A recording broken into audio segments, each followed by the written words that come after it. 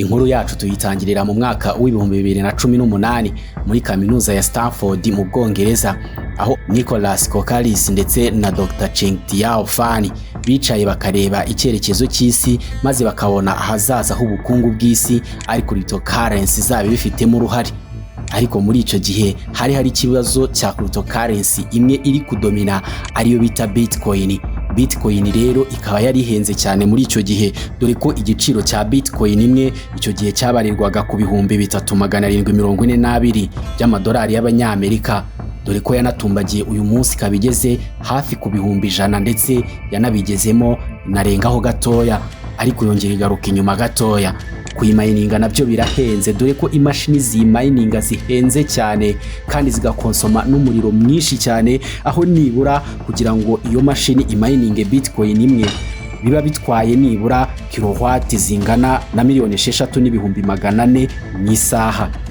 Ni ibintu bihenze cyane. Aba bagabo rero mu gutekereza nibwo batangiye gutekereza uburyo bashobora gukora cryptocurrency ishobora kuaccessingwa na buri wese, itagoye, idatwara umuriro mwinshi ndetse bitanagombye computer cyangwa se za mudasobwa zihenze cyane. Batangira gutekereza uburyo bashobora gukora cryptocurrency ishobora kuba byakoroha kuyimayininga hifashishijwe smartphone. Nuko igitekerezo cya Pi Network cyaje.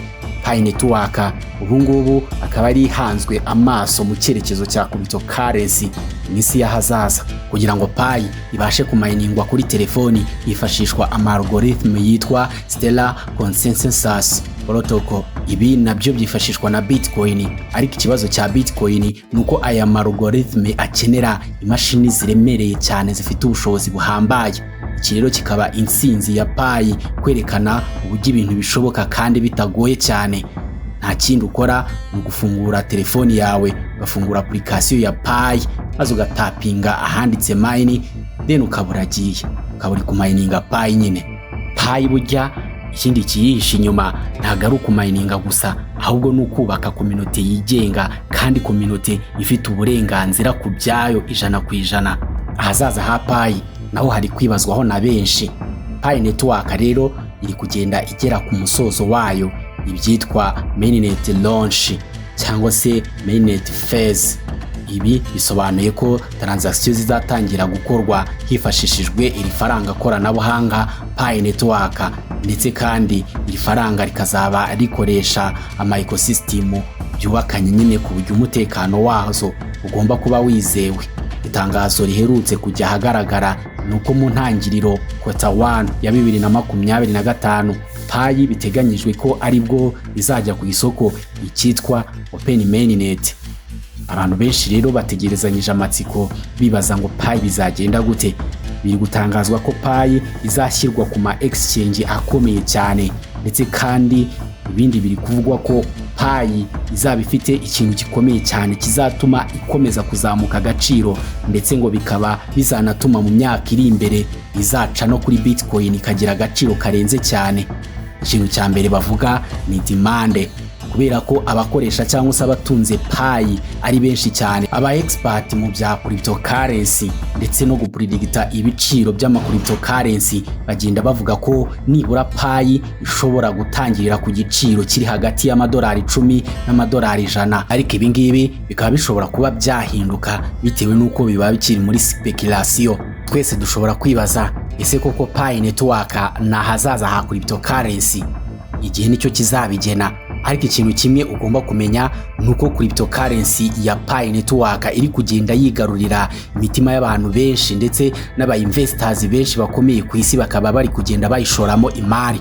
Aha ni twakibagirwa umushoramari wa nyiri X ariwe Elon Musk, ntabwo twakibagirwa n'abandi harimo na Trump ndetse n'abandi bagiye batandukanye bagiye bavuga kuri Pi Network, ndetse bagenda bagaragaza bose ko ariyo ahazaza ha cryptocurrencies. Ushobora kwibaza nanone uti se Pi ko muri Q1 y'uriya mwaka aribwo izaba launched, nje ntangiye ubu none aha nagera kuki ko wumva igihe cyancitse ntago rirarenga.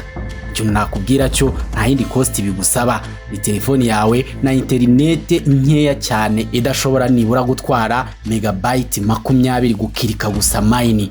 nta kindi usabwa ni ugufata telefoni yawe ukadownloadinga app maze ugatangira kumayininga Pi. nyuma y'iminsi 3 yonyine cyangwa se 5 ubonye ibyitwa KYC, maze ukuzuzamo imyirondoro yawe ukaba ugiye mu muryango mugari w'aba pioneers, dore ko aba mininga Pi ariko biyita.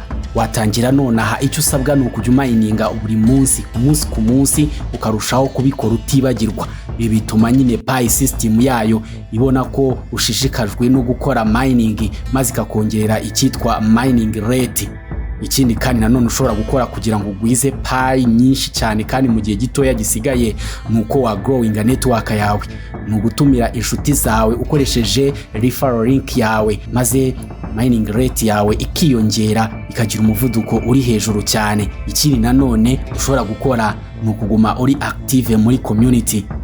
Pi network updates zigenda zigaragara ahantu henshi hagiye hatandukanye, ariko ikiza nuko wagenda ukurikira iziri muri application yabo. Hanyuma ibi ngibi nanone bizagenda bigufasha kumenya amakuru no kumenya ibyo gukora kugira ngo Pi network launch izagire nawe uri tayari kwakira Pi zawe. Pi niramuka itangiriye hagati y'amadolari 10 n'amadolari 100, izo waba ufite zose urumva ko hari icyo wakuramo. Ariko amakuru ahari nanone nuko izatumbagira ikagera kure. Ibi bizaterwa nuko ifite aba users benshi cyane. Ikindi kandi supply yayo cyangwa se total supply akaba ari nkeya ugereranyije n'aba users bayo. Bisobanuye ko imandi zaba nyinshi kurusha supply, maze igiciro kikazamuka umunsi ku munsi. Ndetse iteganya gihe cyangwa se prediction yayo ivuga ko izagera ku giciro nibura kigera ku $50,000 mu myaka 3 iri imbere. Wanogiwe n'iyi nkuru cyangwa se iki cyegeranyo kuri Pi network, nagusaba gukanda subscribe, like, share ndetse ukaduha na comments utusaba cyangwa se utubwira nibura topic dushobora kuba twazaganiraho ubutaha, maze Rwanda Doc official tugakomeza kubana nawe tukugezaho ibintu byiza bihambaye kandi bikubaka. Ciao ciao, ibihe byiza.